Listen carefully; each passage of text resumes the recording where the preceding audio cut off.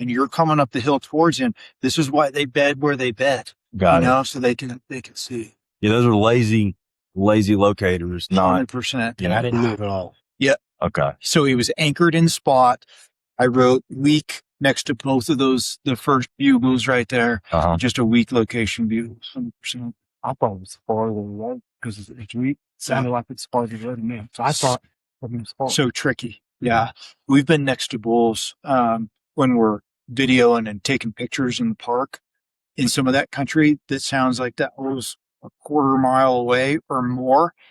And he's like 80 yards or something, laying down, wind blowing a little bit, maybe head not facing us. He sounds like he's forever away. That was fun, though. There was some good stuff going on there.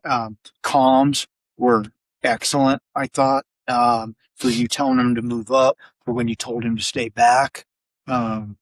I questioned the positioning a little bit there. It ended up getting really close where there wasn't an advantage for the shooter. Right. Because you were so close if the bull was going to come down. I thought that he was stationary. So at that point, him being close didn't bother. Didn't matter too much. Yeah, it didn't bother. Just because if he's going to be behind me, we're basically in line. And now we need to know what he's going to do is what was my line of thinking. Yes. And So then what you're saying is if he's stationary, and let's say maybe it's later morning or whatnot, maybe he is laying down, right? Mm-hmm. Maybe he's just hanging out. But if he's in one spot, he hasn't moved for multiple bugles, mm-hmm. You're almost into, if you don't think that it matters whether the caller's coming with you, then you're probably almost into stalk mode at that point to see if you can get eyeballs on it and sneak in. That wouldn't have been the position because he had every advantage on you because he's above you, looking down like this. Okay. Yes. I see what you're Also, if you went up, what is the problem we're dealing with now that we weren't dealing with an hour ago? Wind. You've got crosswind coming at it. What is the other thing that wasn't happening an hour and a half ago? So you've got 100% rising thermals in this spot, and you were coming from below. Yeah, definitely. Didn't factor that in. So we've got a few things going on there. Yeah, that was good job. Good crew, Paul. Another thing is that whole thing happened within 4 to 5 minutes. Like that is quick. We would have drug it out by 30 minutes or more. Yeah. Like if you don't want to push it, if a bull's sitting there, if you can guess he's bedded or even stationary, you got way too close, way too fast. I had to stay back, see what he was going to do. Mm-hmm. Like if a bull's bedded, even if he's like calling back and forth, oftentimes he won't get up unless he was going to get up anyways. Mm-hmm. And then he might work his way down to you, but he'll wait until he's ready to get up. Then he'll get up and work his way down to you. So I didn't know if we needed to drag this one out in front by an hour. So, but you had time in that scenario. He wasn't leaving. There wasn't as much pressure with that one. And that could have been a situation where you got into a really good position with the wind and thermals, better position than you had. So at least side hill from him over here somewhere, hang out, cow call, sweet talk him every now and then, make him start thinking about it. Maybe he thinks about it long enough that eventually he gets up. So with the wind and everything, the thermals, and he's right there, we should have arced around and then come in and then potentially, yeah. You got that darn wind coming this way now. So that's a problem. But if you've got time, stay away from him, get around. Now you've got thermals and you've got the wind in your favor.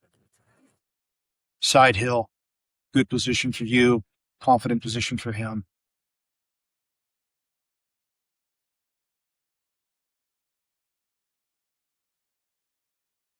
It was good. A lot to think about. And a lot to think about a bull that doesn't move. That happened to me last year a lot. Yeah, and that's why when you ask me about, or when I talk about going after bedded bulls, I mean, that's probably just about the most challenging situation you've got. If he's alone, maybe not so bad. But in here, what do you think the odds are that you're going to get eyeballs on every cow or bull that's there with him and be able to play that very well? I think that's probably pretty low odds in my opinion. I would rather this bull be here tomorrow and maybe be in a different mood or a different position or get to him earlier or whatever and still have a play on that bull than to push him over the ridge and he uses some other setup for food and what. Yeah. If you thought that he was alone, you're going to be hunting early season. Maybe it's a lone bull bed on that hill by himself, circling around and maybe coming in on him with 100% good wind and thermals from the side hill position until you could get eyes on him. If you did get eyes on him, you look really good. You took your time to analyze it and you don't think there's any other elk there. That might be a play where you can get in there and kill him. Just wait till he stands up. But it would have had to been perfect. And we're talking about, that's probably turning into an hour to 2 hour play on that bull to sneak in there quietly and slowly enough to make it work, to get eyes on him before he sees you. This is so open in here for them. This is like piece of cake to people. And he would need to go. He would need to go this way because of the man coming. But it's awesome coming up. So if he's there, yeah. But if he has about 100, like we talked about, he's got around 100 yards, which he probably did. Probably would have been okay, kind of dropping down. The other part is you've got a dominant prevailing wind. So even if you have the thermals, the wind trumps the thermals in this situation, and it's pushing this. Yeah, center cooling wind. It's so crazy. It's going this way and then this way. This way. Which makes stalking really tricky. Was that the prevailing winds? You'll feel it going that way, and then as it kind of dies, it's like a puff, like a blowback, almost. That's Yeah, the thermals. plus your thermals coming up, and so they're kind of fighting a little bit. So when the prevailing wind starts to weaken, the thermals cause the swirling. That's what I'm feeling. Thermals swirling out to 100%. And also, on top of all that information, I'll have guys comment now and then on the videos about, like, it's a hard rule of thumb that after daylight, thermals are rising. I get that comment all the time. Oh, I've watched listened to podcasts and watched videos on this my whole life, and you're the first person I've ever heard say that thermals are still dropping in the morning after daylight. Thermals can be dropping right now. You can feel it right here in the shade if you're next to these trees. So in the sunshine right here, we've got absolutely 100%. You got rising thermals right there. Those thermals want to stay like they're falling down because it's cool. It all has to do with ground temperature. That's the word thermal, right? And so you've got fighting thermals and a crosswind. Yep. Tricky. Nice. That was almost a no-win situation. That was a back out situation. I didn't know that was an option today. Yeah, you probably would have got brownie points in a win for the documentary. Brownie points, not frowny points. What would? Yeah, you got fun. Yeah. Would you have done anything different as the hunter in terms of what I'm saying? No. Like, do you think that food is very huntable? No. In this country? No, the best thing was keep calling and answering to stay up out of his bed if I thought he was bad, if he got me. And try to get in a good position to. Yeah. Excellent. Another good one. Yeah. Every one of them. There's no lose. Hey, if you hunt public land elk and you're tired of grinding through random seasons, I built the elk hunting series of ebooks for you.